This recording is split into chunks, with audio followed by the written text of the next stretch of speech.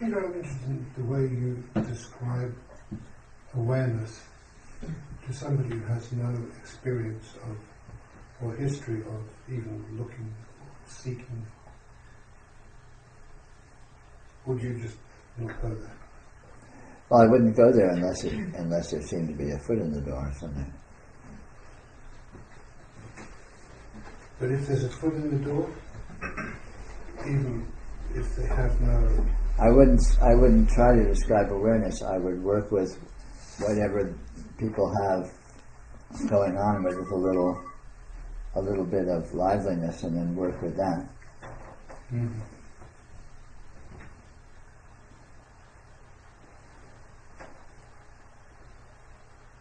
Because it's an awfully difficult thing to describe. Well, it's impossible, of course.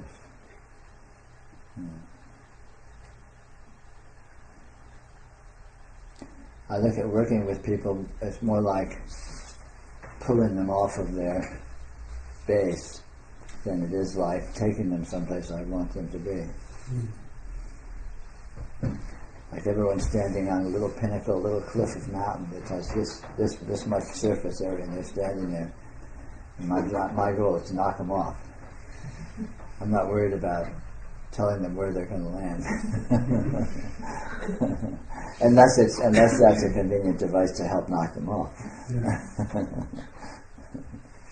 This is a pragmatic matter.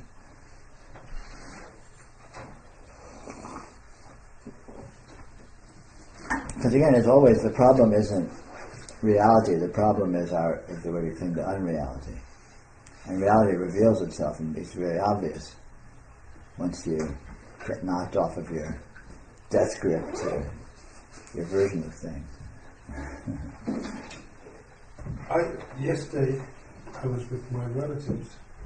I think one of them was talking about enlightenment, and she was saying that there seems to be a lot of enlightened people around.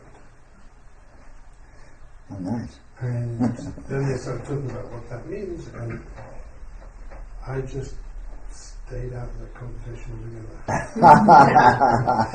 I didn't want to even begin to go there. I just occurred to me that I had really no way to start that conversation with them. Even though the topic had come up, I just didn't know how to. They were talking about enlightenment like they were talking about the Democrats and the Republicans, Well, enlightenment is very easy to talk about, because what enlightenment is, or let's just say the condition of enlightenment consists of the very strange situation that what is going on here is so drastically other than what we hold it to be. And enlightenment is realizing that fact. So it's not the entry into any new condition, it's simply realizing that the condition that you are in is completely other than you had ever held it to be. Which is very, that's very simple to say. Because you can't say exactly what that condition is. Exactly. There's the rub, but you don't need to say it. You just need to let go of the way you're holding it to be, and what's left is it.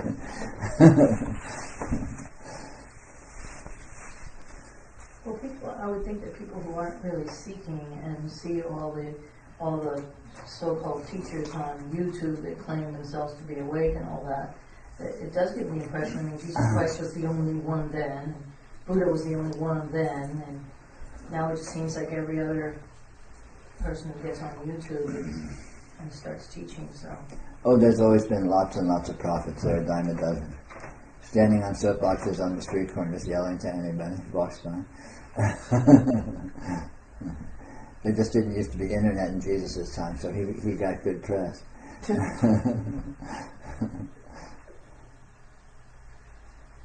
If there was YouTube back then, you can bet there'd be a bazillion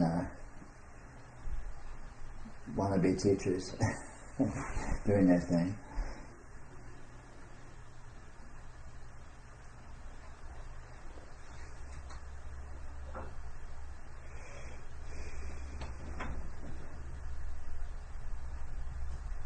But enlightenment's not so remarkable.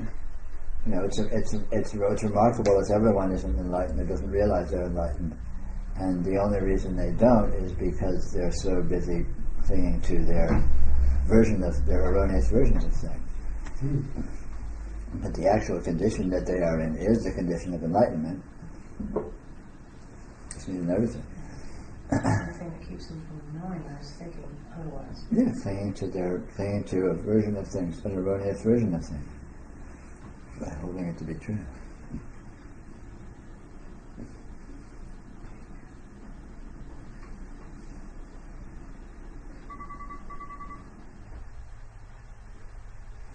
So, Peter, one of the things that has recently become a focus of mine in the unfoldment process is that the most important thing is detachment.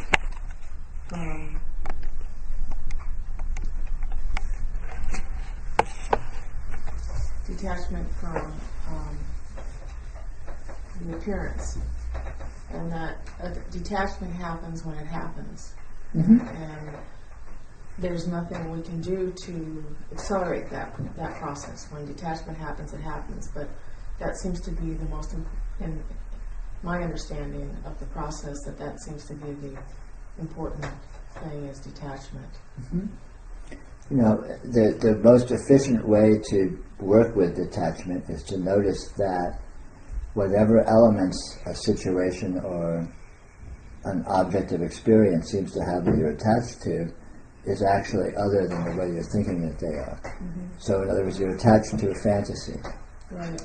Because you're always attached to a version of things, a version of people, a version of situations, a version, not aversions, right? A version of that basically exists in your imagination. And if you notice that actual experience, which is alone where you can find objects and alone where you can find circumstances, will always deviate from what you think they are, simply by, if for no other reason, just by being more subtle and more complex than you can possibly grab in your mind, then you can see that any attachment that you have is just to fantasy, so they're not really attached to anything. You're not actually attached to anything you think you're attached to. You're attached to your fantasy of it. And when you see that, then you see, there's nothing there to be attached to, because I can't know what it is. How can I be attached to a question mark? How can I be attached to a cloud? How can I be attached to a mirage? Yeah. So it seems that our whole world is just one big attachment, and it's a fantasy, it's imagination, but and I believe that, but still there's when detachment happens, it happens. There's nothing I can do to make that happen just like right now. Sure, you don't need to make it happen.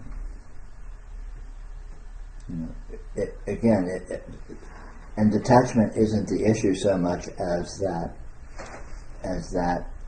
the actuality of what everything and anything is different than any version of it you may have in your mind. In other words, different than your worldview. And your worldview is not actually your world. It's what or one's world. It's what one imagines one's world is. And if you don't notice that you're imagining it, you may think it actually is that. But that imagination exists in the context of actuality. Actuality is always present. Right. It's not like the imagination displaces actuality, and it's not an either or. Actuality is always present. So you always have a touchstone of actuality that reveals that it completely transcends your ideas of it. So all you need to do is look at any experience whatsoever and notice that there's no way you can get a handle on everything that it is, or even anything that it is, in fact, if you look closely. And then in that context, you can see that whatever you are used to thinking it is just in your mind. It's a fantasy. Right. And that's going to go on too. I mean, that's not sure. There's nothing wrong with thinking of things and forming versions of things in your mind. Right. The issue isn't that activity. The issue is mistaking that activity for actuality. So I can think, oh, I know Susan, I know you, I've talked to you a lot, we spend a lot of time together, I kind of know what you're like and all that. And I can realize that that's just a fantasy. Mm-hmm. Because I can't possibly know you. You're a mystery, you're a bottomless pool, you're like deep space. How can I possibly know what you are with any finality? And yet, and knowing that, I can still have fantasies of, oh yeah, I kind of know what Susan's like. But I don't believe them. Mm-hmm. So the actual Susan is always available to me to relate to, because I'm not believing my fantasy is Susan that may be in my mind. Mm-hmm. So in other words, the important thing is it's not about not having fantasies, not having these mental activities, it's about not confusing those with actuality. Mm-hmm. And the simple way to do that is just notice that any experience is inconceivably subtle, inconceivably detailed, inconceivably infinite in its range of presentation. So there's no way you can possibly, get a handle on all of it. You just can't. In other words, anything you think of any object is going to be a very pale approximation of the actuality. So then how will I know reality? I mean, I can't know reality then, because anything that is present is reality. Reality equals present. And so that's fantasy. That's imagination. Fantasy is present. Fantasy is reality. So But the ideas that fantasy holds are not reality. The presence of fantasy, say you're watching a movie, the presence of the movie is reality. Right? The presence of the light, the presence of the sound, the presence of the movie theater, that's actual, that's reality. But the storyline is not, and the storyline exists only in the imagination. Oh, the hero's about to get killed by the bad guys, The hero's not going to get killed by anybody. There's no hero. There's no bad guys. It's just patterns of light on a screen. Mm-hmm. And that's what we have here. We have patterns of light in your consciousness. And we take those patterns of light and we imagine that there's stories based on them. Just exactly like we do in the movie theater. There's no heroes, there's no villains, there's no guns, there's no bombs, there's no romance on the screen. It's just patterns of light and sound in space, in the space of your consciousness. That's all that a movie consists of. Right? And that's all that's happening here too. But we add this extra veneer of imagination, basically a storyline, where we say, oh, this is a hero, this is a villain, I don't like this person, I like this person, I don't like this situation, I'm worried about it, this situation I like, I can be comfortable here. But all of that is fantasy. That exists, and the fantasy is actual as a presence, but as a presence it's just an energy, a sparkling. But the storyline that the fantasy implies doesn't exist, you can't find it, it's not actually present. In other words, what you see is present, what you see is actual, but your ideas about what you see are not. The ideas themselves are, the thought is, because that's also present, but the content, the supposed content of the thought is not. So any of the labels or the narratives or the scripts are just the unreal. Yeah, they're apparent, but they're not. It's not the raw. They exist, but the content of them doesn't. Right. The label exists, so the label Peter exists. This is a present. This is an actuality. Present. Peter. The name Peter exists in reality, but it doesn't refer to anything. Okay. Okay. So then the label is. Or it does. What it refers to is inconceivable. Let's put it that way. Okay. It doesn't refer to anything you can possibly wrap your head around. So then the labels that I put on things isn't. Is real, but then anything beyond that is. Yeah. If you take the labels as referential, they're real. Mm-hmm. In other words, that they're like signposts. They're like numbers. It's like this is object number 27, this is object number 94, this is object number 8271. So you're not, that doesn't say anything about, it's like an address. It doesn't say anything about what you're going to find when you look there, but it's an address. So that's language used, that's labels used referentially, referring to these inconceivable actualities. But if you take the labels to be definitive, where this is a computer, this is Peter Brown, this is a room, then you're screwed, because you're confusing you're confusing a fantasy with an actuality. Okay. Do you follow that? Yeah, I do. So what you're saying is the content is meaningless. Yeah. But the reference is real. Yeah, absolutely. Okay. I mean, this is how engineers can build bridges. They can talk about concrete, they can talk about iron, which is like, concrete is what? You go point to some concrete, that's concrete. You know, you go point to some iron, that's iron. And you put the concrete and the iron together and you have a bridge. And all of that is actual. But then the ideas about the bridge are fantasy.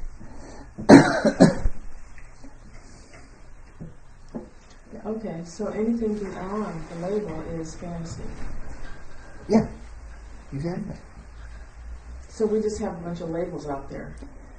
Well, we have labels and we have that which the labels are referring to, which is generally differentiations within experiential fields. Right. Like, for example, I draw an imaginary outline of a certain portion of my visual field over there and say, oh, what's inside that outline is Luli and what's outside that outline is not Luli. And so when I say Luli, I'm, in terms of my visual field, I'm referring to a specific sort of locus to the exclusion of other apparent locuses. But there isn't any actual outline, right? So when I label that, I'm really just, it's an arbitrary differentiation. Okay. It's just an appearance. Well, everything is an appearance. Appearance is another word for presence. Well, I mean, in the sense of, Luli is an appearance, and she's not more than just an appearance. What she is reality itself. The label Luli refers to the reality itself that actually is there. The idea of a person, Luli, who has any characteristics that I can conceive of at all is a complete fantasy. So Luli is the name of a mystery. Okay. So we're Or let's say the address of a mystery, or a signpost pointing at a mystery. So then we're all everything that's labeled is a mystery. We can't Yes. go beyond that. Okay. Yes, what's here is mysterious. What's here is ungraspable, unimaginable. Right? You can't, you don't know what anything is if you're honest with yourself, if you really look closely. I mean, think back when you were 6 months old, you didn't know what anything was. So anything It's all present, but you don't know what it is. anything that we seem that seems that we think we know is just something that's learned. It may or may not be learned, but it is a fantasy. Anything you think you know, by definition, is a fantasy. Okay. Because everything seems to be resolvable. I mean, all the situations that I encounter, it seems like I know what that is, and Right. it seems that way. Yeah. Well, yeah, but what you know is your understanding of it, your take of it, your version of it, Yeah. your projection of it, you know.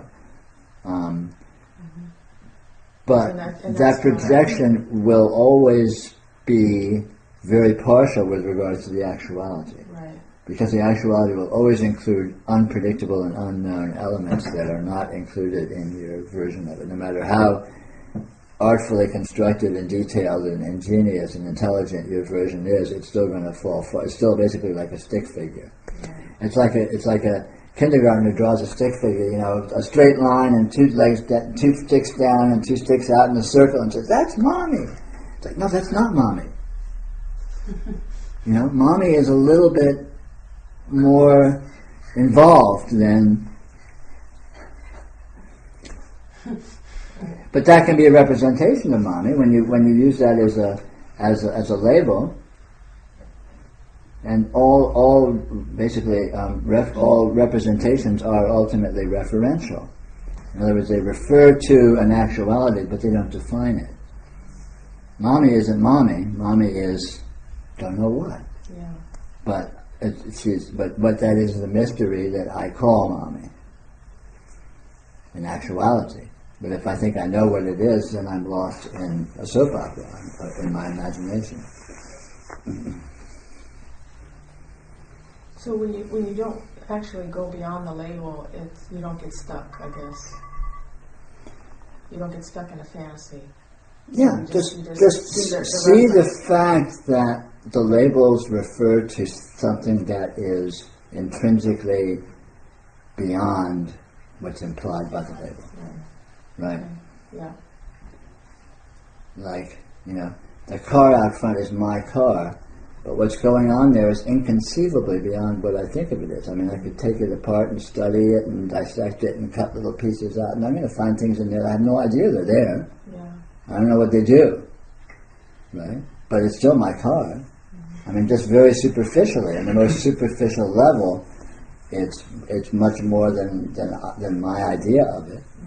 And then more profoundly, not only is it much more than my idea of it as an object, as a device, it also exists in consciousness. And what is consciousness? And that's another thing that's totally bizarre. So it exists as an object in consciousness, so how can I wrap my head around that? So every aspect of what is present is bizarre, is astounding, is a mystery. And there's no way you can get a simple idea of it. So when you talk about the flow, then what you're talking about is what you mean, I think, is that we can acknowledge the appearance and we can acknowledge the reference, but anything beyond that is just, we can't possibly conceive what it is. And so the flow is just kind of moving with all, through consciousness and Well, by flow, I would refer to the aspect that the presentation of this to itself is constantly changing, shifting, evaporating, disappearing. It's like a mirage that you're walking up to. As you walk up to it, it just keeps changing and disappearing, and it's not stable. There's no stability to be found in appearances, and so we can call that a flow. Because it's a loose analogy to like a river flowing past or something, where what presents itself is just never the same twice, and your experience is never looks the same twice. You never had experienced exactly the same thing you ever experienced before, and what you're experiencing disappears right in the instant. So that is like a flow.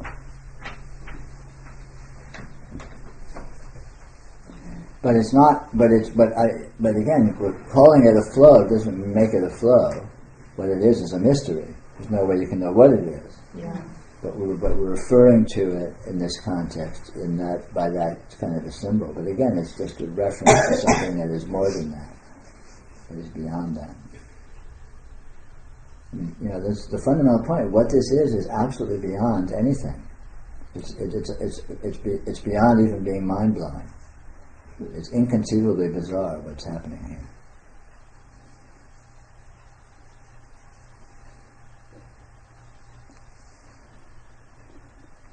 This computer thinks it needs power.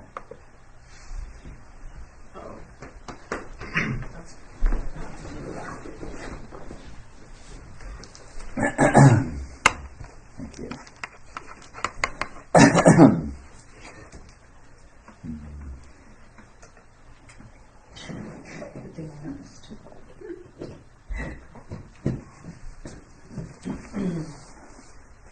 Very good. Modern devices have the consideration to talk to you.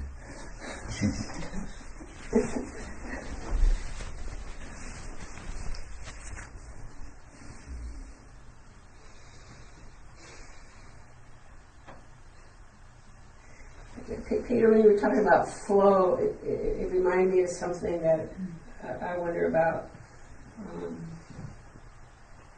Sometimes it's true. Things are just coming or going or moving. But and I'm obviously in some type of relationship with it, participating, part of it. But other times I feel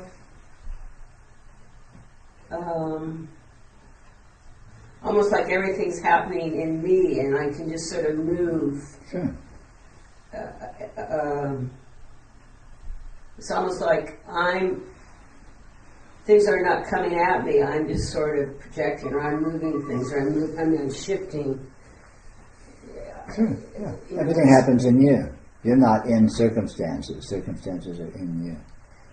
Yeah. The universe I guess is just that's in what you. I'm aware of when that happens. Sure. There's been some really funny instances of it, like I was driving on the freeway and I was looking up at the hill and all the lights were coming on, and I mean, I just swear to God, I'm just making this all up. This is all part of me, I turned on those lights, and it was just so, Sure, that's a true intuition. Because what turns on the lights is actually what you are. What makes the sun shine is actually what you are. So in a very profound sense, you turn on the sun, you turn on the lights, right. You make gravity work, you make everyone around you move and act in a very real sense. Yeah, and so I guess when I'm sort of shifting in relationship with that, or have that feeling, that's what I'm just realizing that more. Yeah. It's the discovery that experience, reality is a tactile field, and you experience it, all of it, tactilely, or let's say by contact, let's call it. Right. Sort of metaphorically speaking. And that contact is absolutely intimate within you. So when you see the sun, you see it within you. And the force that makes everything happen is ultimately what you are. So you are literally doing all of it. I mean, not in a simplistic sense of Pam is sitting there saying, "Oh, I think I'll turn the light on," poof, and the light goes on. Right? I mean, right. Who knows but what what's that doing Pam is the same thing as doing the sun, and what that is what you actually are. And you can feel that. Yeah. That's the point, is you can feel that. And that's really that's the juice of all this spiritual stuff, is that you can actually know this. You can actually know, even though you can't say or wrap your head around what's going on here, you can know it most intimately through participation, because you are it. You are participating in it. So there's no limit to how profoundly you can know this. Again, it's irrational and you can't necessarily describe it. No, I mean, I But- fumbled but around it's- for yeah. 5 minutes trying to explain it to you. I know. Yeah. It's very difficult. Yeah. But it's real and it's true, and you can know it, and that's really the whole point of the deal. The point of all this is not to become erudite and sit and be able to write books and all that. Although if you want to do that, that's fine, whatever. But the point is that you can actually, immediately, you can know what you are, even though you can't possibly conceive of what you are. You can know it, and that's what realization is like.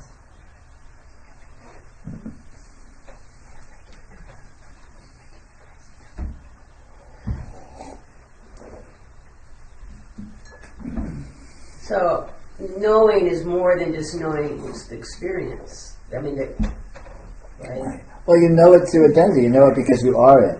Yeah.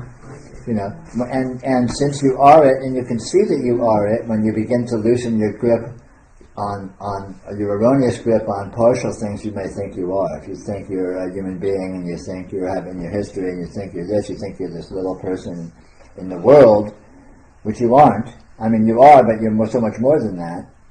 If you think you are that, then that can impede your knowing that you're everything, because that doesn't compute. It'll drive you nuts. But if you can let go of, which is what all the noticing things about, when you can let go of your grip on relating to your experience in terms of your interpretation of it, and just be with what it is. Since you already are it, you can immediately know that you are it in a very, in an inconceivably profound way. And then from that perspective, you look around, so to speak, metaphorically speaking, and you go, oh, God, I'm doing all this. I can't describe how, but I can feel it. What's doing all this is what I am. Mm-hmm. And what the substance of what all this is what I am. Yeah, there was definitely some kind of or unity or Yeah. It's the ultimate unity. I mean, in Hinduism is what they mean by Atman. It's the self, the ultimate self, which contains and of which all things consist of.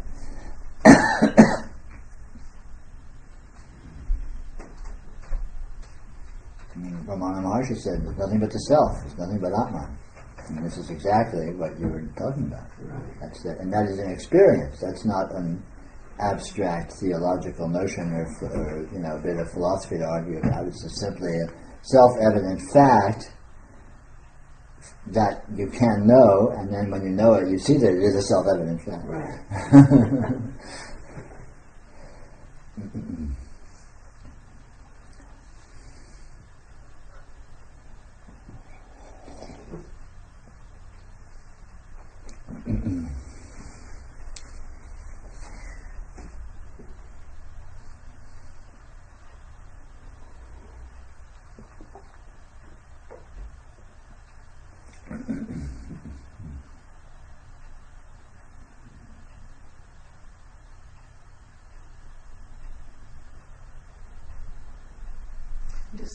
Does actuality have any kind of a flavor?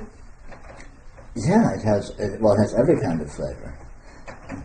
And it has flavors that are transcendental. And it actually, you could say it does have a flavor, in fact.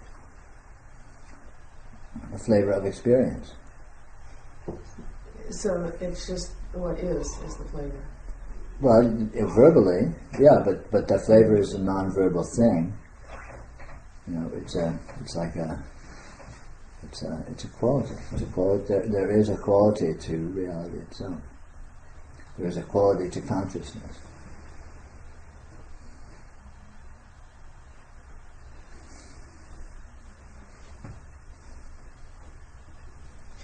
Would it be different from the flavors of apparent experience?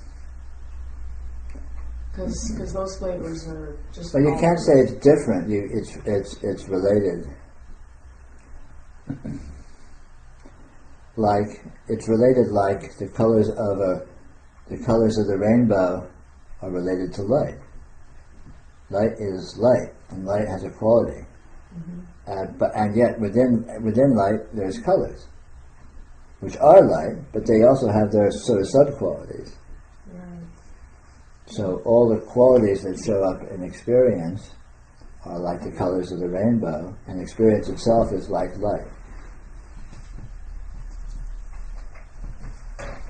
So when you talk about experience, you mean like we're in this room, that's an experience? Well, experience is this. There's nothing but experience. We're in this room is a very small subcategory of experience.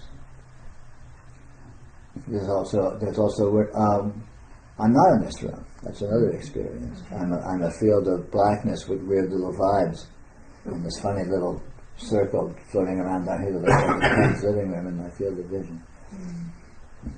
That's another way to put it, but that's not true either. That's just another perspective. That's a pretty big picture. In other words, if you have you're experiencing the big picture other than this small little piece that's happening. But you have to experience your experience as it actually is. And ultimately it's not big or small, but it's big relative to all of its pieces. Yeah. In a certain sense. In a certain sense it isn't, but don't worry about that.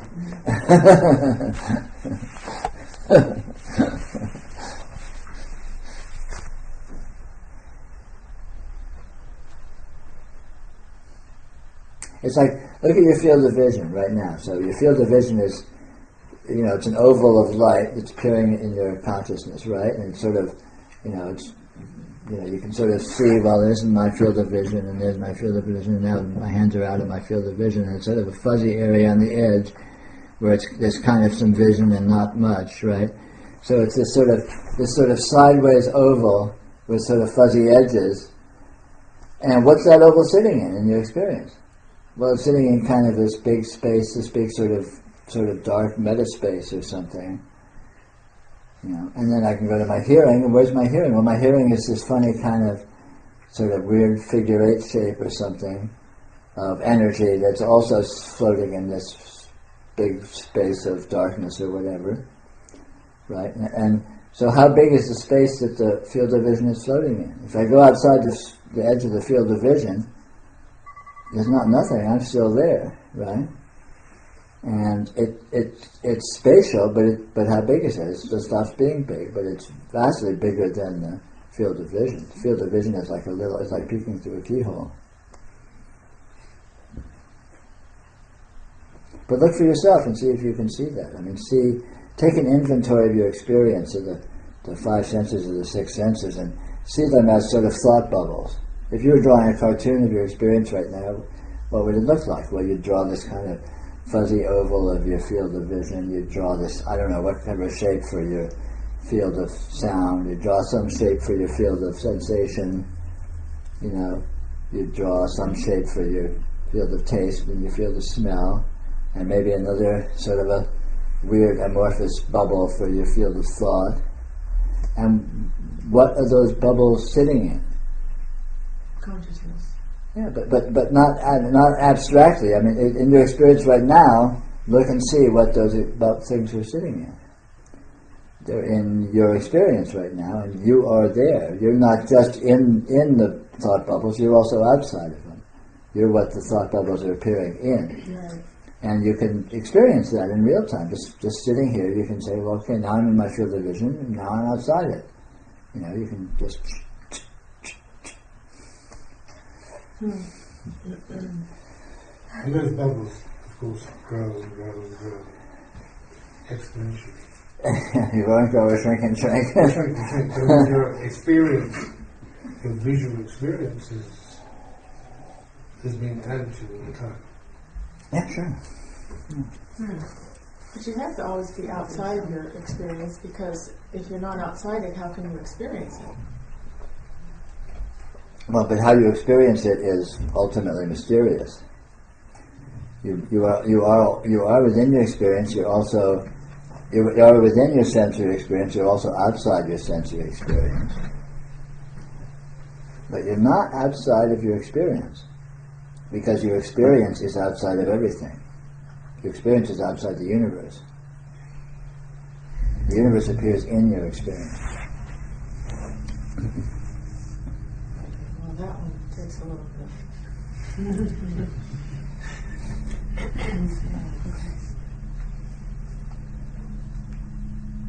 It just feels like everything is in my experience, and I'm outside just kind of projecting and reflecting it all. Okay, cool. That's great. Now go to this outside where you are, and what's there? Look around. I mean, Well, it's not quite nothing. No, I know. Go to. Okay, I mean, not as a concept, but if you can feel that, can you feel yourself outside of this? I can't feel myself out, but I know I'm outside, because how could I be seeing Okay, it all? yeah, but you feel it. If it's true, then you can feel it, and do that. Feel it.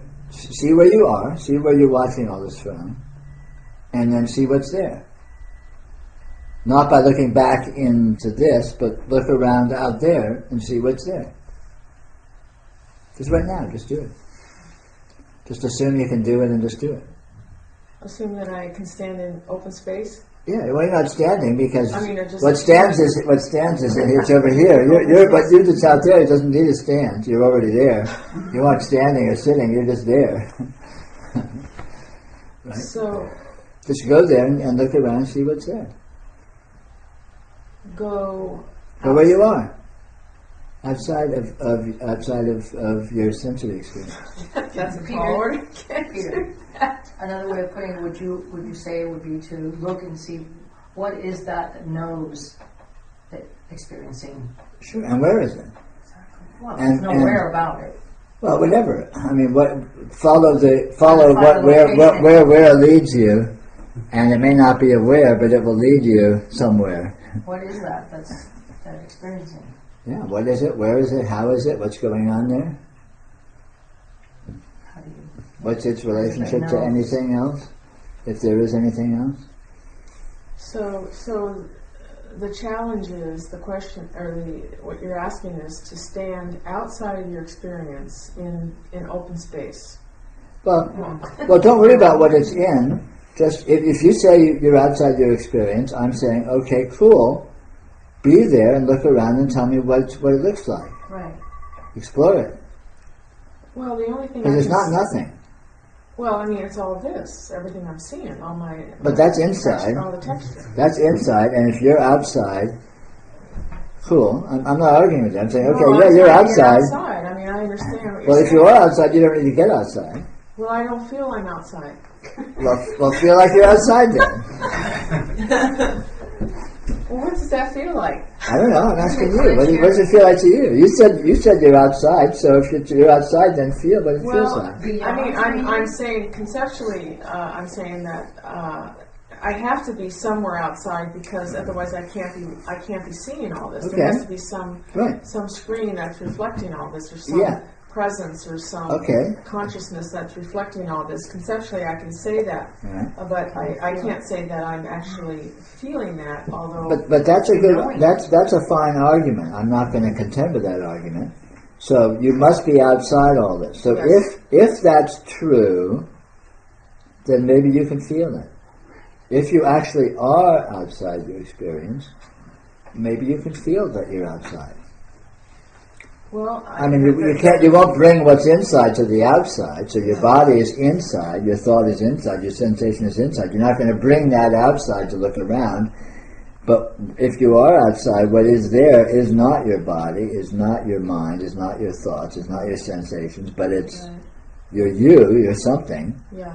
And so if you are outside, what you can feel it. You ought to be able to experience that in some subtle way, in any way, you know. But doesn't she already, by the very fact that she's expressing it as she has a knowing that she's experiencing, and that she's more than just the experiencing.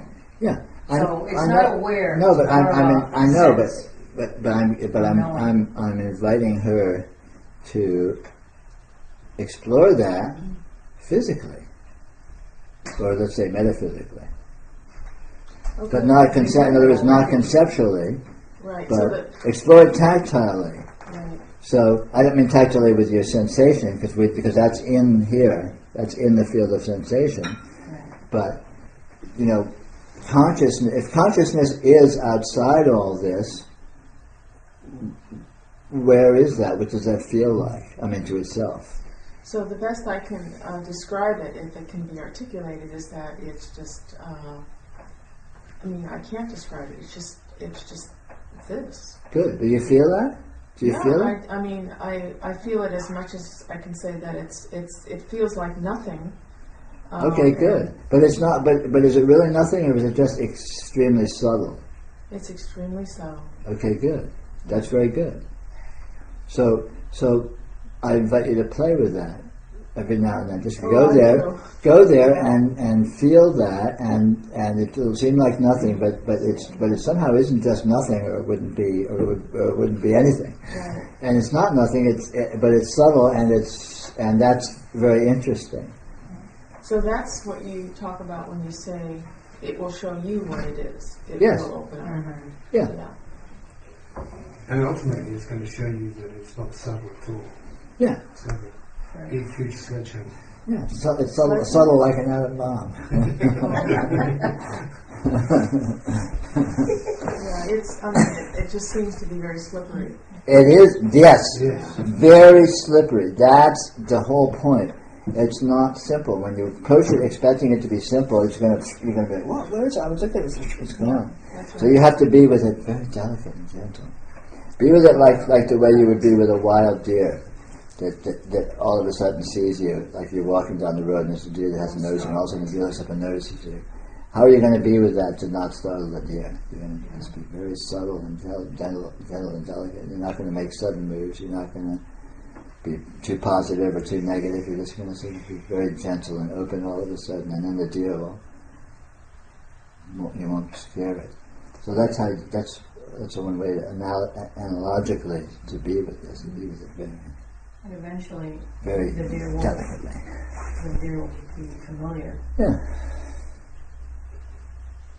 The nice thing about being outside is that when you stop being conscious of being outside, you still have the experience of being outside. So Yeah.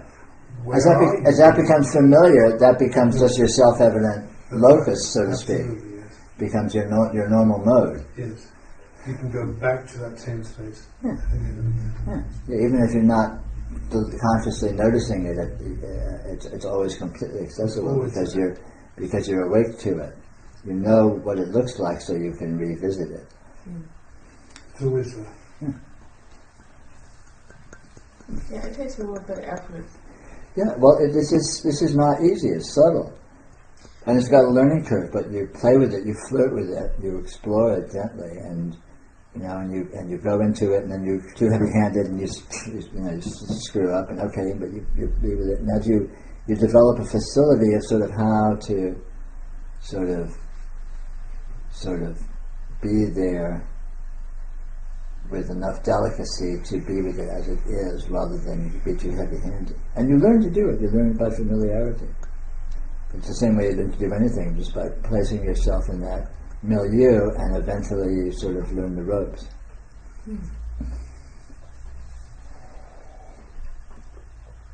So you could actually relax into it. So it's exactly, yeah, relax into it. It's a very good way to think of it. Think of it like sort of melting into, like if you were a doll made of sugar, and you were dropped in the water, the sugar would sort of melt into the water. Dropped in the chai, yeah. Jaggery, a doll made of jaggery dropped in the chai. And But you can't define it. So you can't actually say, okay, I'm outside myself, this is where I am. Yeah, it's slippery. Then you're back in it again. It's intrinsically slippery, it's intrinsically subtle, it's intrinsically very trippy and bizarre and paradoxical. And every time you'll be there, and your mind will spontaneously begin to get a hit on it and go, oh yeah, and that'll spin you right out into conceptualization, which is fine, that's absolutely normal. But then you find yourself back there again, and you're just with it again, and it reveals more of its nuance, and then again your mind will, oh yeah, it'll seize on something, and again that'll spin you out into conceptualization again. But this just happens over and over, and you become familiar. You sort of learn the skill of how to be with it as it is, and then you can hang out in that mode with a much greater and greater familiarity, greater and greater contact and integration, without freaking yourself out.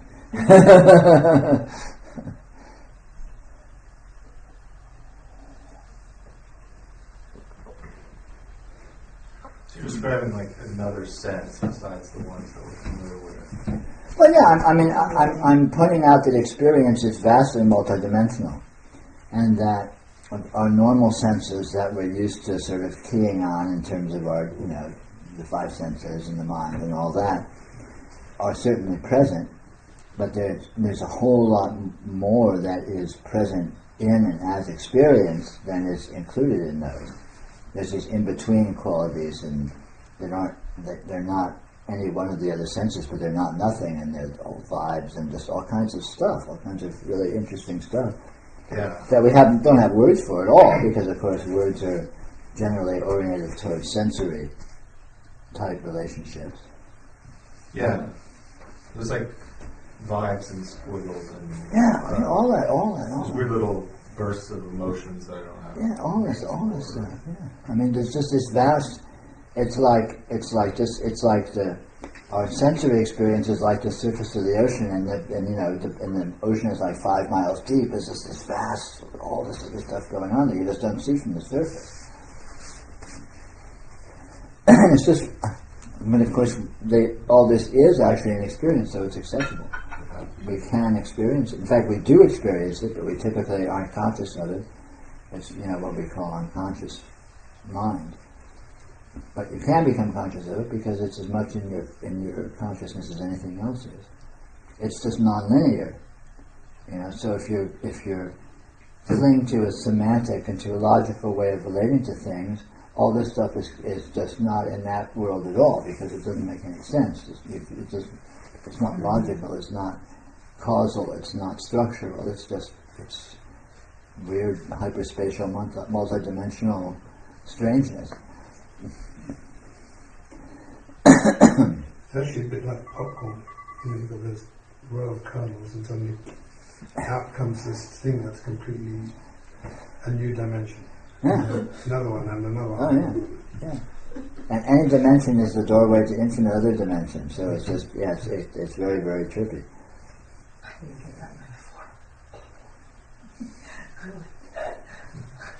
I didn't get that metaphor. It's just so funny. Okay, instead of popcorn, how about tabs of acid?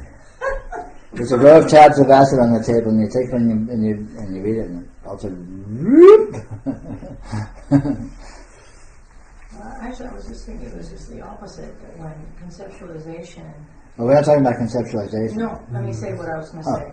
That conceptualization begins to feel very coarse and also uninteresting. It begins to sort of evaporate because it's kind of silly and makes no sense at all. In fact, it's the one thing that doesn't make sense. Because I noticed you use the word rationalization and causal and all that, referring to the concepts and all that. But in fact, they are the most irrational and the most the silliest of things, of ephemeral.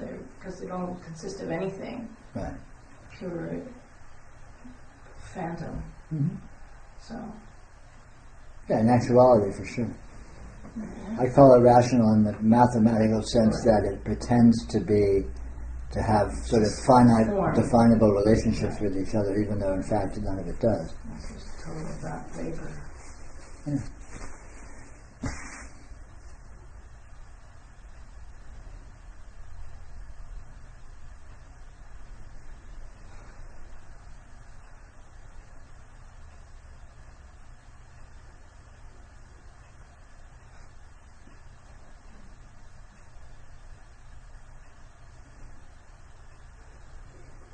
Hyperspatial exploration without a spaceship.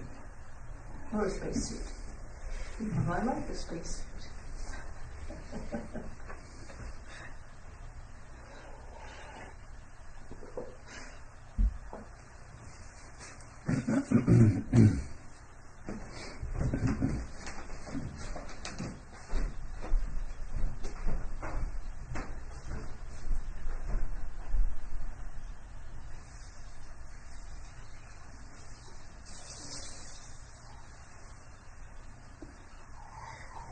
So, concepts or thoughts, or motives, or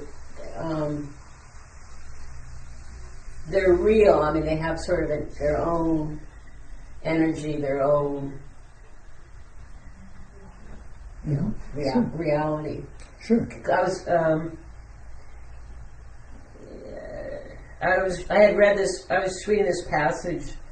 Very famous passage of Thoreau and Walden Pond, and he talks about, sort of doing the right thing, putting it on your shoulder. It's going to be heavy, and carry it around the world like at Atlas, and then he says, and then just throw it in the bushes and eat your lunch.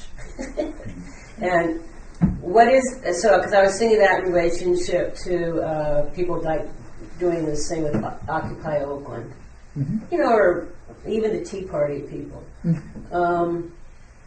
They're concepts, yes, but there's something else that's driving really strong energy, driving these people. Sorry. I mean, what is that? Well, it's the same energy that drives everything. But when it's immature, the energy is oriented towards circumstances. As it becomes more mature, the energy becomes more oriented more towards itself, multidimensionally. So when the consciousness, let's say when the consciousness is spiritually relatively immature, its intrinsic drive, its intrinsic motivation is directed towards circumstances, towards people and situations and things and life and status and whatever, right? Whatever you see, it seems to be important. But as the consciousness, as the actual nature matures, it begins to see that, well, these things aren't really here in the way that I thought they were when I was dealing with them immaturely. They're actually just aspects of my own intrinsic nature, and so then I start relating more to my own nature. It's like my life is more like looking in a mirror than it is like being, out in the world and doing things. Although that doesn't preclude being out in the world and doing things. That's sort of my question. It doesn't, no, but you're, instead of thinking of being out in the world doing things, whether or not you are, you're really just relating to your own karma. You're relating to your own energy. You're relating to your own multidimensional unfoldment. And the circumstances just present themselves as conveniences for that. But in themselves, they're not important. When you're immature, you think the circumstances are important in themselves. As you mature spiritually, you begin to understand that the circumstances are only really important as a reflection of your own meaningfulness. Yeah, well, so that was sort of the second part of the Thoreau thing, where you just throw it in a bush and go eat your lunch. Yeah. I mean, ultimately you become self-centered, but you're self-centered with a capital S. You become oriented around what you are, which happens to include all things. But instead of relating to what you are as the things, you're relating to what you are as what you are, which happens to include the things, and certainly doesn't exclude involvement with things. It's just a shift of perspective. Because it's sort of that's sort of also. I think when I first started coming to you, I would ask these questions about, doing the right thing or moral, following a code, or whether, and I guess so. You can do that, and you can do it very deeply, but you're doing it from another perspective of the big self, the big. Yeah. Because the circumstances don't matter. Right. The circumstances are just a convenience mode for you to investigate yourself. It's sort of like being a really good actor. You act as if really, really important. While you're acting. But the play, any particular movie or any particular play doesn't matter. What matters is you performing, you being the best you can, you being yourself, you functioning with your own energy. Right. Expressing your energy, which is the point of the thing. So in other words, it's not oriented in a goal that's in circumstances, it's oriented in a goal that is self-unfoldment. Which doesn't necessarily exclude circumstances, but that's not where the weight is anymore. Like, when you're immature, occupy open, it's really all about, let's occupy open, let's really show those guys, let's blah, blah, blah. And as you're mature, you go like,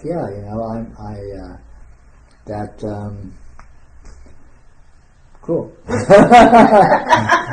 Sure, let's go. Or not. Down there, add another body.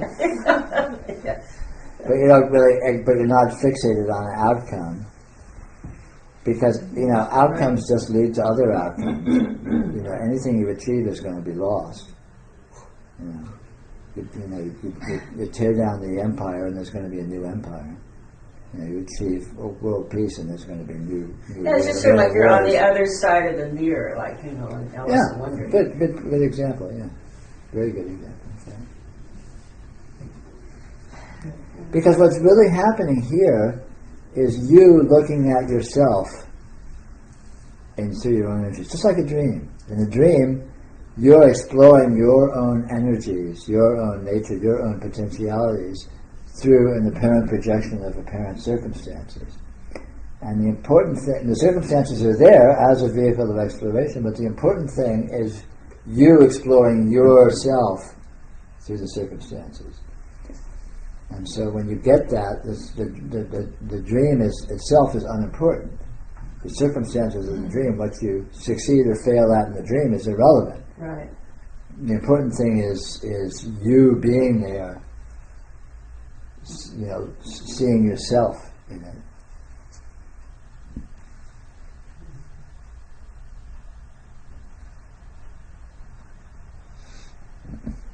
I mean, fundamentally there is no objective reality. There's just you looking at your energy. And when you get that, then that's where you put your effort. You're really working with your energy. And it may or may not seem to look like circumstances, it may or may not involve circumstances, but that's wholly irrelevant. Because that's not what it's about. It's just about you engaged with this radiance, with this presence.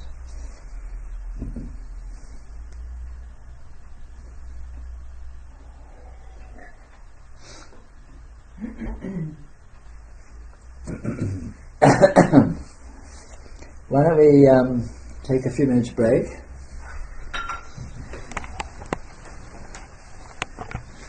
We'll be back in 5 or 10 minutes. Online people. Okay, we are back online. Back on the case. There's one.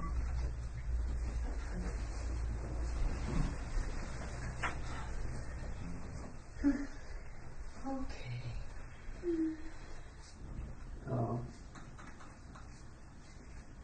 We should type that. We can talk about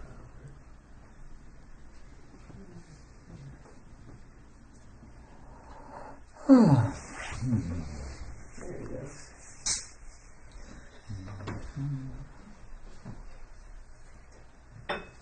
Kombucha. I'm gonna get bus.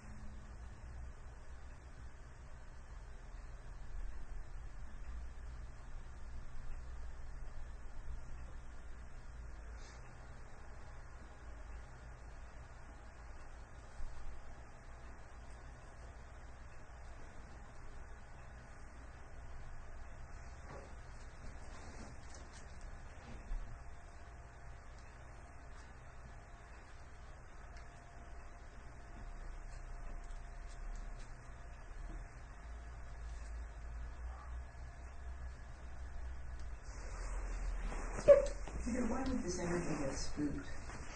You talk about approaching it like a wild animal or like a deer. The energy doesn't get spooked. Mm-hmm. The energy doesn't get spooked. Mm-hmm. It's that it exists in a level of subtlety that any heavy-handedness will immediately pop you out of it, that level of subtlety in terms of you noticing it, appreciating it.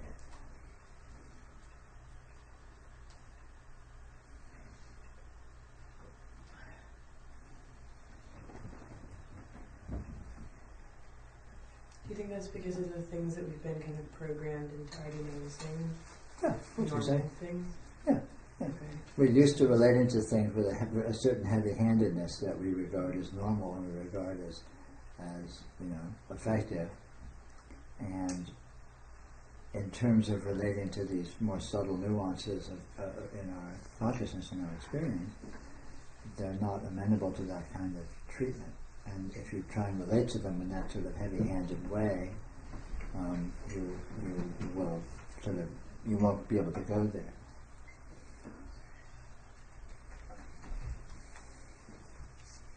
What's going on here is very subtle and very strange, and to see that and to be with it in terms of how subtle and strange it is, you have to be with it gently, subtly, delicately, and then it reveals itself.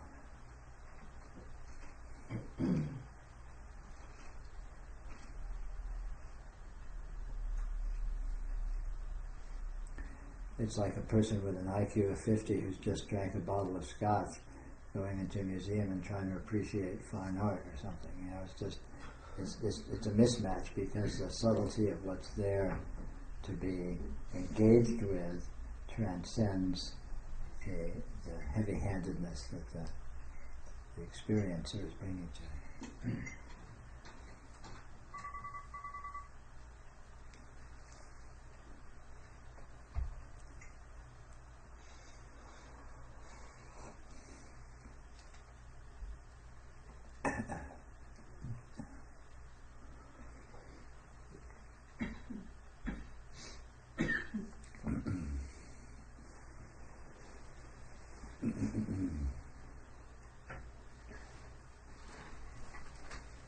It's like you almost have to be willing to ignore certain things because there's things that seem demanding, like people or the circumstances, or like the visual field seems to be like dominates a lot of stuff. Sure. You can ignore it, but you can also just kind of bypass it or sidestep it, or you can actually penetrate it. Let it be what it is, but go into a subtler aspect of it, even while it's front and center. So there's a lot of different tricks, but yeah, absolutely. The trick is to be able just to learn to be with your experience in ways that you're not used to. You know, we all tend to have kind of our default modes, more or less loosely, that we sort of go to, and that's sort of how we relate to our experience. And the trick is to discover that there's a whole lot of other possibilities that we may not be used to, but we can actually avail ourselves of if we discover the trick of it. And so that's what we're talking about here, is priming the pump of being able to access these other ways of being with our experience. It is actually available because it's actually already in your experience. But we shut it out ourselves by our rigidity, our normal, our habits, our customary way of approaching our experience. There was something that didn't ring true for me about that. So, Mm-hmm. so it never goes away, right? Because I haven't had that. Which doesn't go away? For some reason, this notion of having to be a certain way around it, or just how can I say that more? I mean, I haven't found. I mean, it just seems to be there. What seems to be the energy? Yes. Yes. Yes. So.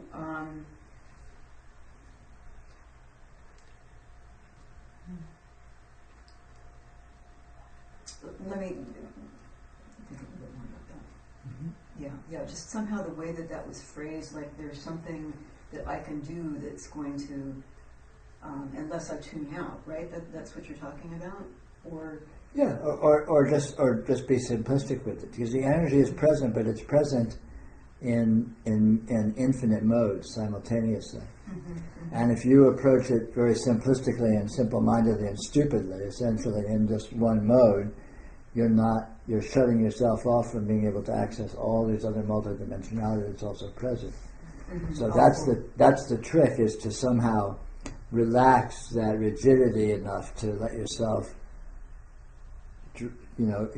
be with it in new ways, in other ways than the way you habitually hold it.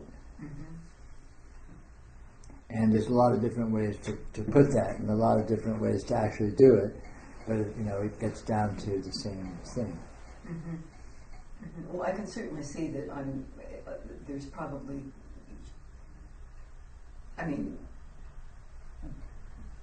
to the degree of the dimensions that are available, I'm sure I'm only scratching the surface. I can see that. Yeah, and this is the trick, is to somehow find tricks to be able to sort of jump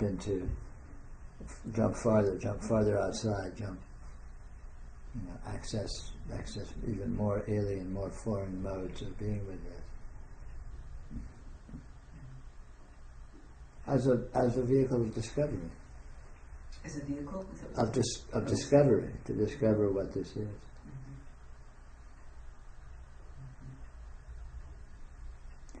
What this is, you look at it from one point of view and it seems to be one thing. And you look at it from a bunch of points of view and you get a lot more subtlety on it, you kind of triangulate on it. But then you look at it from more and more and more and more points of view and you discover, oh my God, I can look at this from any point of view and it looks completely different. And then you discover there's actually nothing here in particular. It can be seen as anything whatsoever. But to get to that point, you have to have seen it from enough points of view to get that through your head. Because we tend to sort of, it's like notches in the handles of our revolvers, You're like, oh, I've seen it this way, and I've seen it that way, and I've seen it the other way. Great, so now I know what it is. And it is those modes, but it has infinite other modes. And that's really the trick, is to discover that it intrinsically is anything. It doesn't have any native mode. But you get there by just the maturity of having enough, seeing it from enough different points of view to get it to, oh my God, this thing is bottomless. It's not. I looked at it this way and that way and this way, and it seemed to be this, that, and the other, and that was all very good. But then now, I've looked at it this way and that way, and this way and that way, and this way and that way. It's like I see something different every time. And it begins to penetrate our thick stupidity, how subtle this is, how multidimensional this actually is. Because we can't believe it at first. At first it just seems like, oh yeah, okay, this is cool, and I'm learning more and more about it, and that's really great. But then when you see how stupendous it actually is, it's unimaginable how astounding this is. It's so far beyond the most grandiose ideas we can possibly have of what's going on here. It's beyond astounding.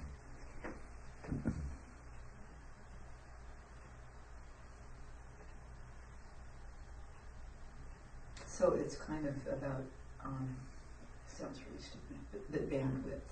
Yeah, sure.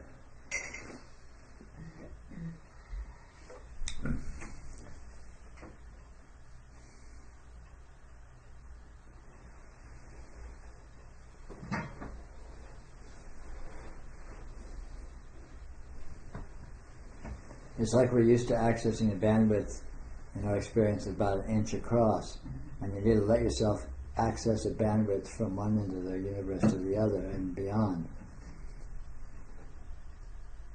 A little more.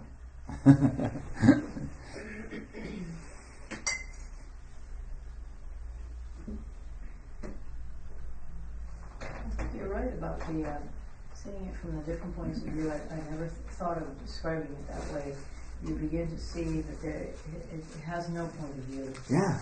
That it is, that there actually isn't any word I can use for it. I was going to say bottomless and edgeless, but you can't even say that.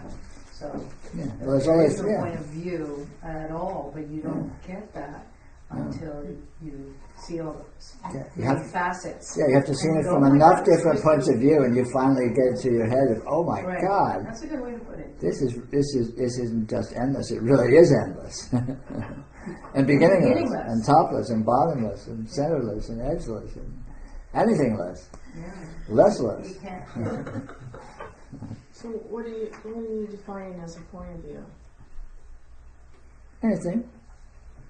Say no more. Can't leave her with that. I mean, like trying to resolve. No, something? just like, oh, I see what this is. Wow, I finally get what's going on here. That's a point of view. Or even, I just get a glimmer of it. Anything like that. Well, that's usually how it starts. That's a point of view. But the thing is, if you try to replicate that, Oh, you can't. you can't. Well, that's more the revelation. You get that there is Yeah, I no. know. Yeah. That's part of the revelation that there's nothing actually in particular here. Yeah. The revelation comes when something else pops up, and then you say, "Oh my God, I thought it was that. I thought it was that." No, it was this too. Is it this or is it that? And it turns out to be indeed none of the above. But both as well. Yeah. And both. Yeah. What's happening here is very, very, very strange. That's the whole point, is just to come to see how strange this really is. Well, of course it's familiar. Well, so when you talk about the strangeness, you're talking about just all of this appearance stuff that's happening out here. That's the. Well, no, everything's strange. The apparent stuff, the unapparent stuff, the fact that it's being experienced, what's experiencing it, how it's experiencing it. I mean, any single aspect whatsoever of this. So everything. Everything. There's no part of it that isn't inconceivably, unimaginably bizarre, strange, wonderful, astounding, miraculous, divine.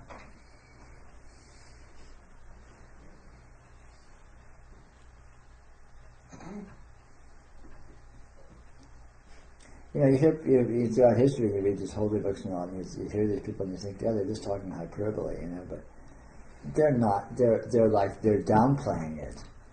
You know, they talk about how astounding and divine this is, and this is the presence of the absolute in God and all. That's like they're downplaying it. They're underplaying how incredible this is.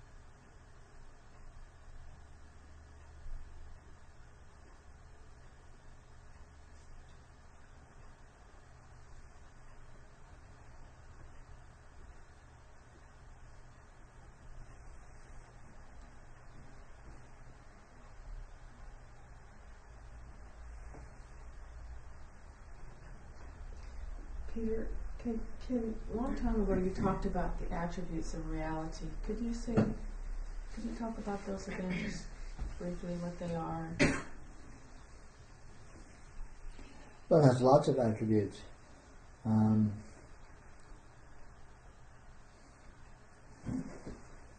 What I talked about back then is a way of summing up all attributes under three categories.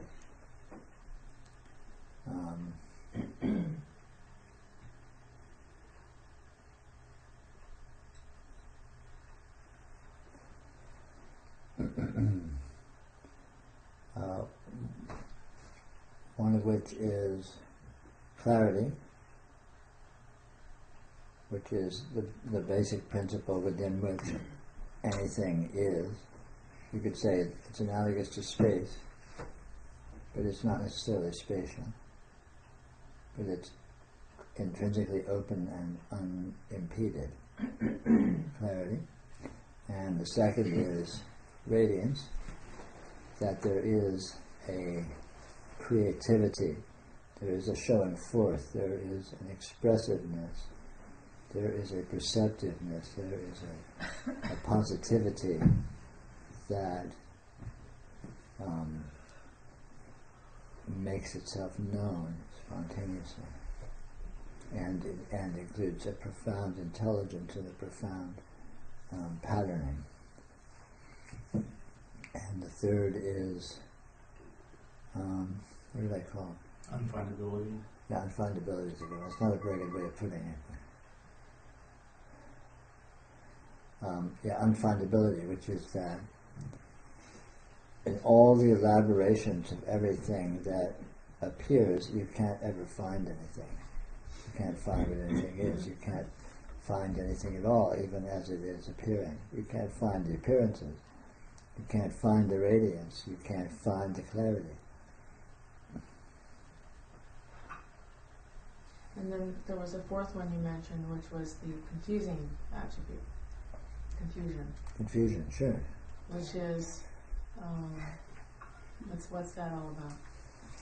Confusion is that it has the power to not see these three principles and to suppose there's something else going on, where in actual fact there's nothing but those three principles in action. Okay. In other words, it has the power to misunderstand itself.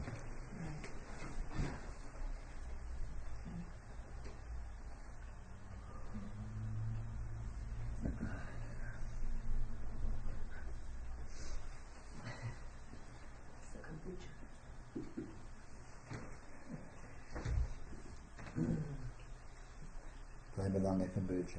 Uh-huh. Blame it on the bossa nova. Oh, yeah. Blame it on the gin.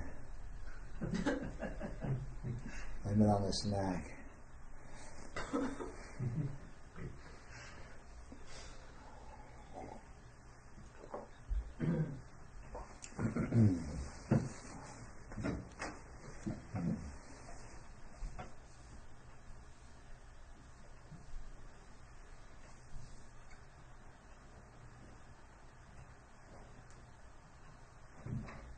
So there's three, as it were, three modes of reality, which are, as I understand it, would be the waking mode, the dream mode, and is there any other modes? I would classify four modes: waking, dream, sleep, and anything else. Oh. Waking, dream, sleep. Tripping.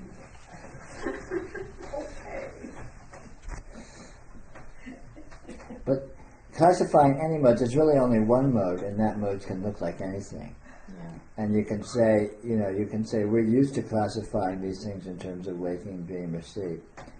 But that's kind of arbitrary, because in actuality the same thing is going on in any of those modes, which is the appearance of radiance in consciousness. And then that radiance can seem to have different superficial characteristics, which would lead us to classify, this must be a dream because it has dream-like characteristics, or it must be waking because it has waking characteristics, or it must be deep sleep because it has deep sleep characteristics. But that's all very arbitrary, because it's always fundamentally the same event occurring. It's always radiant presence appearing as experience, with arbitrary degree of patterning. And since you can't actually find out how much patterning there is, you can't say if there's more patterning in the waking state and less patterning in the deep sleep state, because you can't. How much patterning is there here and now? It's like, well, you can't say. So because you can't find it. I mean, this is unfindability again. You can't pin down what's actually going on. So how can you make any argument based on what you're saying is going on?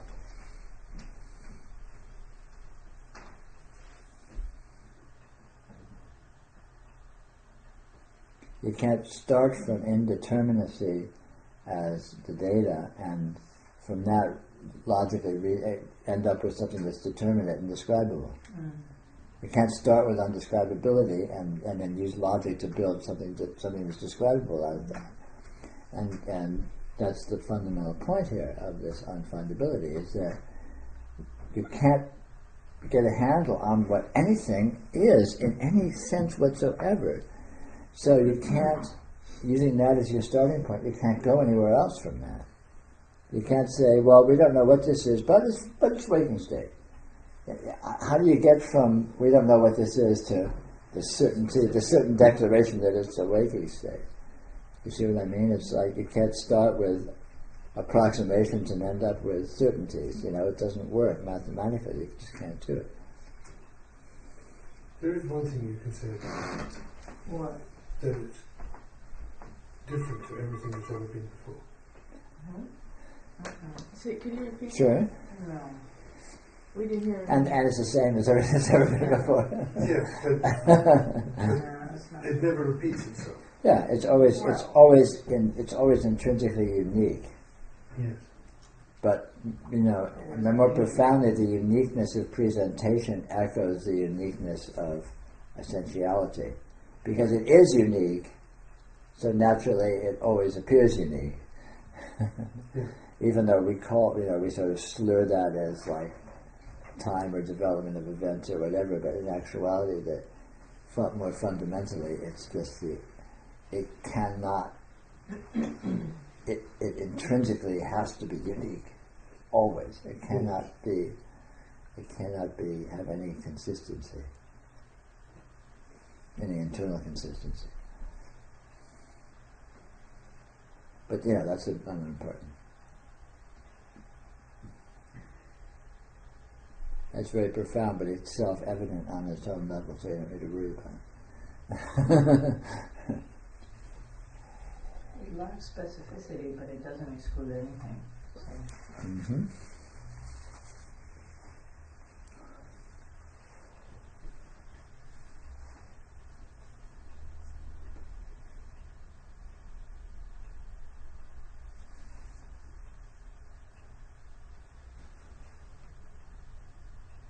It always feels like we're talking about two different things. We're talking about the background, and we're talking about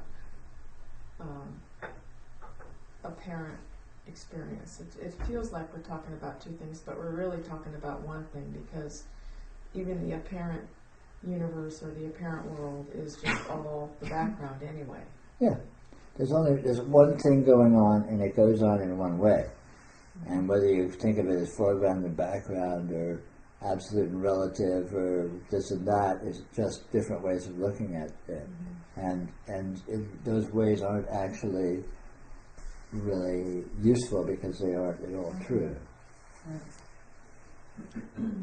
I mean, in classifying any modes, even like we were talking about earlier, differentiating between waking and dream or whatever, is ultimately arbitrary, because the same thing is always going on. There's only one condition, which is always exactly this.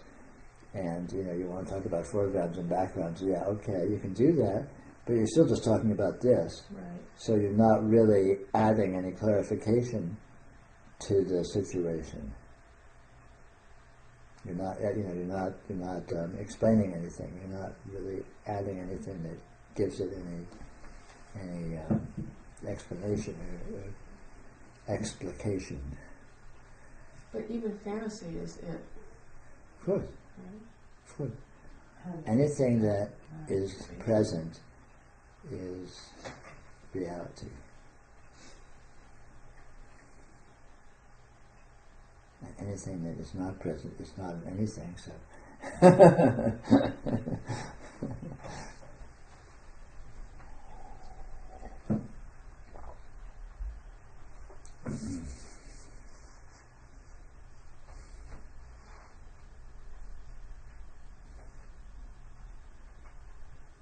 You can approach this in terms of some very simple qualities. There's here. It's always here. There's never anything other than here. Here is always the case.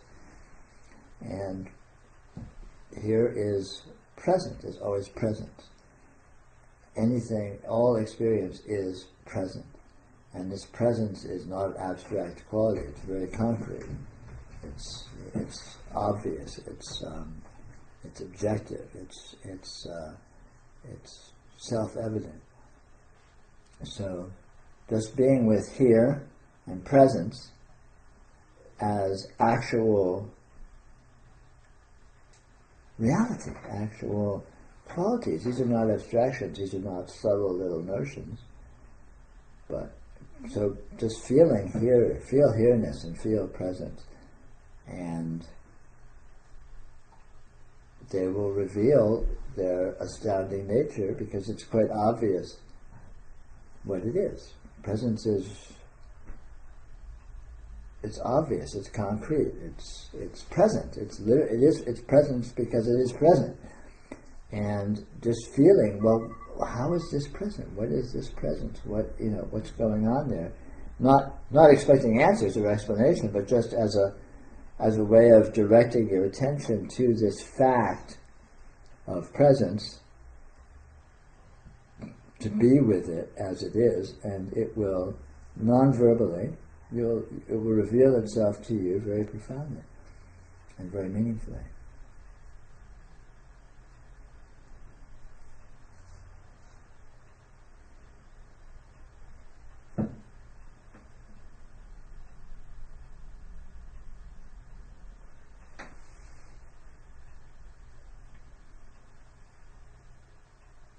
So when you talk about integration, do you mean that your you integrates more into the reality? Sure. And less with the objective universe or the objective reality, or more integrated? I mean, that's kind of what it feels like to me, is that the more this process is going on, Mm-hmm. the more that I feel more detached from the objective reality and moving towards whatever that is. Yeah, sure. Well, I wouldn't call it the objective reality that you fall away from so much as your conceptual reality, Right. your worldview. Right. Worldview. Yeah. Yeah. Yeah, and integration is ultimately, in the discovering wholeness, discovering that what you are and what this is basically and inherently and absolutely one thing. Mm-hmm. And so this without stopping being itself, your personality doesn't stop, your individuality doesn't stop. It just, you discover that it's much more than you thought it was. It is actually an aspect of this entire astounding system that is doing itself here. And that integration typically can happen over a period of time, where you discover the context within which these things are one, and that can be called a process of integration.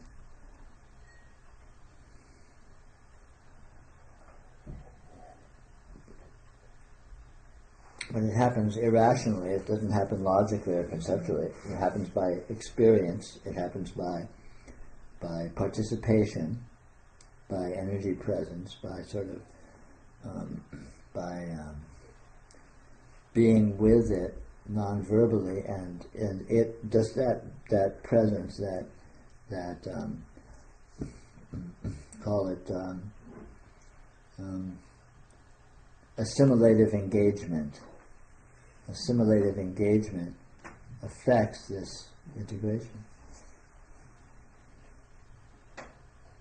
By engaging with this field of your experience in a way that is a spontaneous assimilation of it.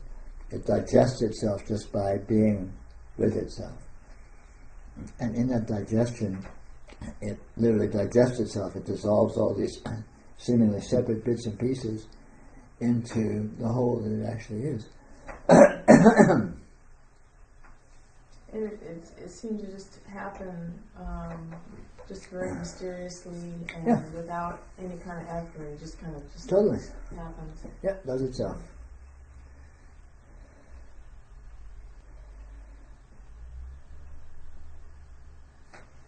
Effortless, just like falling off a cliff. But it's that first push.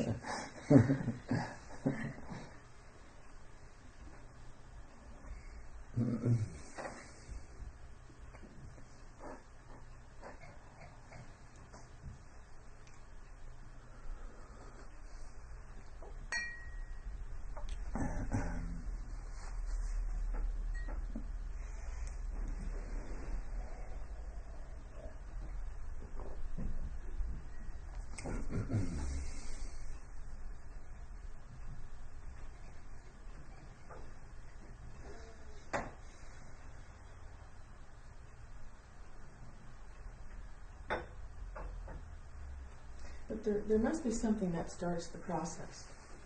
Because What? 10 years ago I didn't feel the way I feel now. So Sure. it's, and it can't be just, like going to movies and, doing other things. There has to be some spark that, gives a big push. Maybe, but if there is, it's ultimately luck or karma that it just shows up, and it just, this process.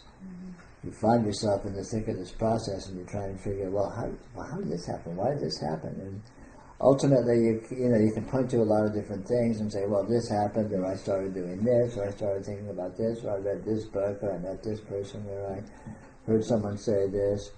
But ultimately, that's all mysterious, because why did that happen? Yeah. So ultimately, you can't really say, but simply you can just think of it as, well, it's the luck of the draw. That's where your life has taken you, for in whatever way, and ultimately turns out to be unanalyzable anyway, because how anything happens ultimately cannot be said. So how this happens naturally is in the same category. Unanalyzable. Yeah, it is. It's unanalyzable, unexplainable, undefinable. Yeah. Because what's happening, how it's happening, where it's happening, the way in which it's happening, and what it's made of, all ultimately turn out to be transcendental. You can't get a handle on what any of those qualities actually are.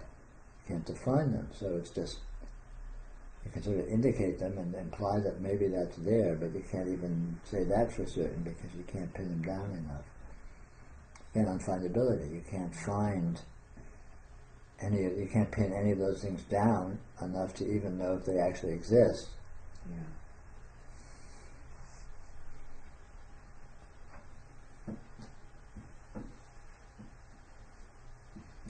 I mean, in a profound way, some of the very, very basic teachings that just say things like, "Oh, it's all the will of God." Yeah, it does everything.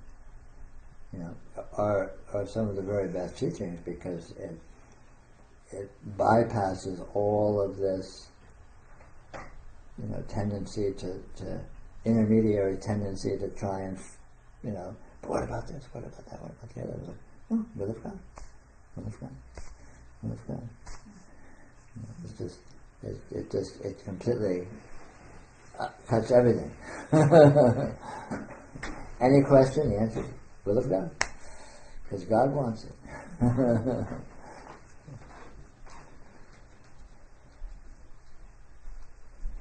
And those approaches may have their drawbacks, but there's a lot to be said for it. But you only find the truth of those particular sayings after the fact. Yeah, but That's that's the irony. but that's the case with any saying. So it's, In the meantime, if you act on the populace in a certain way too. Any idea whatsoever can be a basis for confusion or a basis for realization. Yeah. There's no teaching which is immune from confusing people.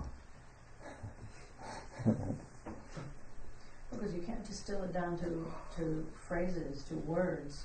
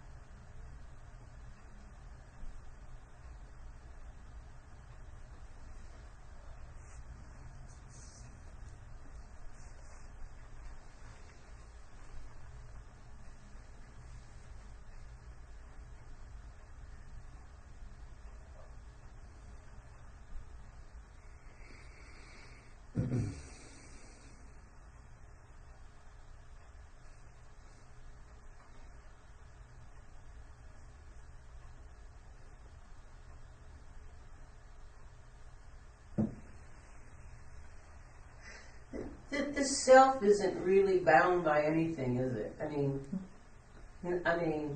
you can go almost anywhere. There's no limitations There's no place to go, whatsoever. really, but I mean, you know what I mean. Yeah, there's nothing. It's absolute freedom, absolute unboundedness.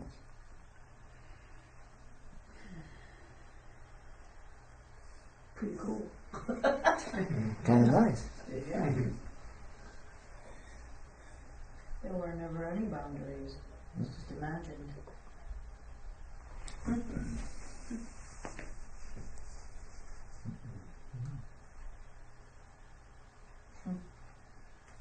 So it's just one consciousness, if you could call it anything. There's not multiple. There's no multiples of anything. It's just one vast consciousness, unbounded.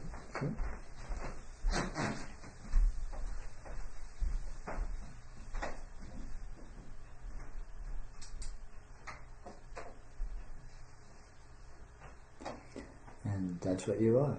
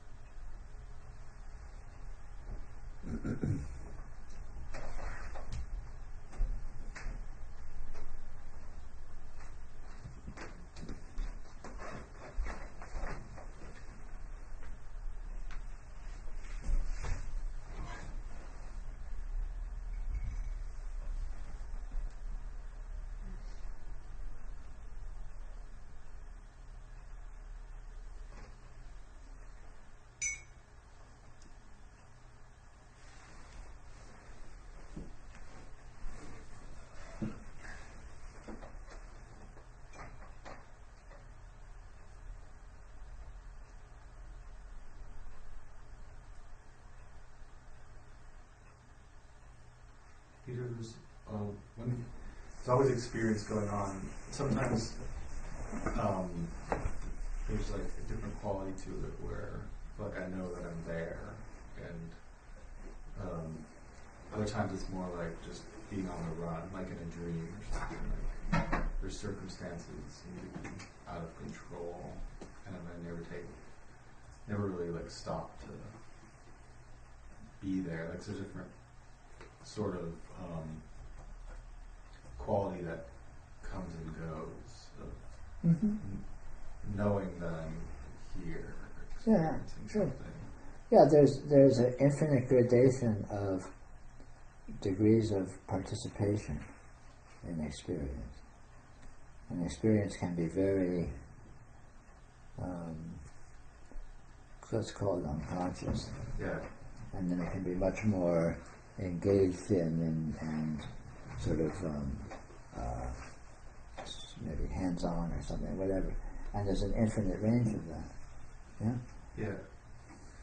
Somehow in a dream, it's weird because I feel like I could be very engaged, like trying to figure something out or trying to do some activity, but it's... Or sometimes not. Sometimes a dream is just all this sort of funny events unfolding, and it's sort of watching it, and it's like you don't really give a shit, and it's just sort of strange, and you don't know what's happening or what's going on. Yeah. Even when I'm engaged with... The same in waking life. Right. Yes. Yeah. Exactly right. Definitely. But it seems like in a dream I can be engaged with something without really being there or something. Sure. In some weird way. It's like another permutation. Yeah, because again, there's all different degrees of engagement, but they aren't actually, you're always 100% engaged. Yeah. It right. just has a different sort of texture of seeming in it or not in it, or invested or not invested, whatever. I mean, it's kind of hard to define, but yeah. Yeah. Yeah, it's hard to find like the feeling, just different aspects. But none of that has any importance. It's just more of the different modes that this can appear in. It's not like it's better to be engaged or not, or whatever. It's or just aware of awareness, or it just doesn't matter. It doesn't matter ultimately. It's just different. Those are just illustrations of the infinite variability with which this can be with itself. Yeah. This can be with itself in just an infinite range of modes, and none of them are actually better or worse. There's no hierarchy of value.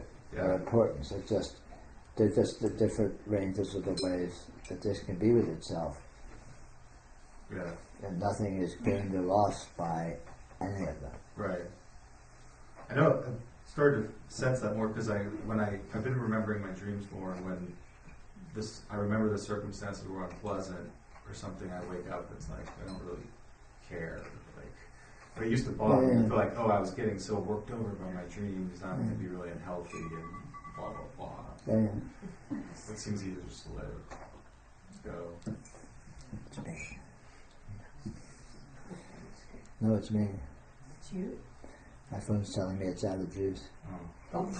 It's wasting juice. Yeah, I like that. Very quixotic. You kind of like it, this sort of random ringing every now and then. Yeah, I know. I kept thinking, I wonder if it was my CD player. I've never had it on like that forever. And just think. It's been like a Zen stick every time it goes off.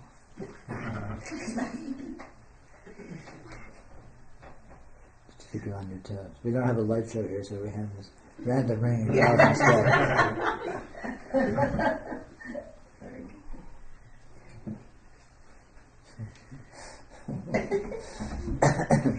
I had to be the one to ask.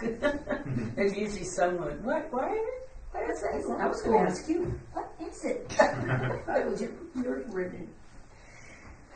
I was like that at the Hillside Club. Someone every now and then someone asks, so what's the purpose of these lights? Yeah. I Oh yes, yes. I love that one.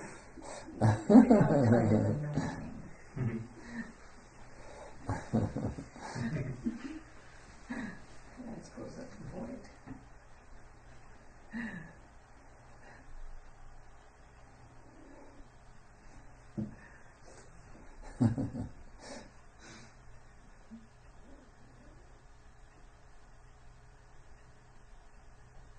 I could get a lava lamp. Maybe you're a disco.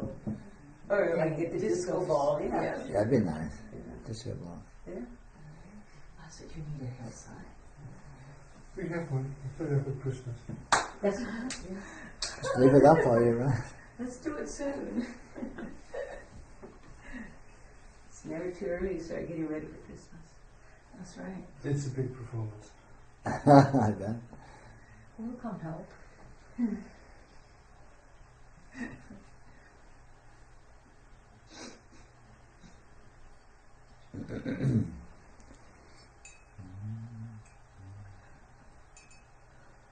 They are motorized. Disco.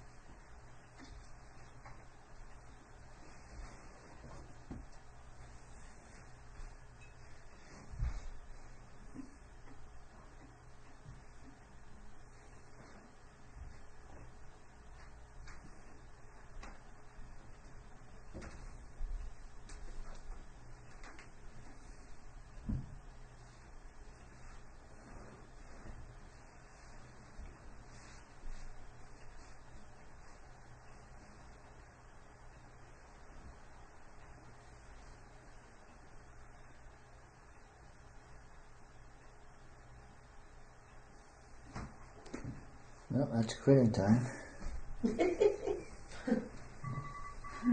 Yeah. See? Bring it off.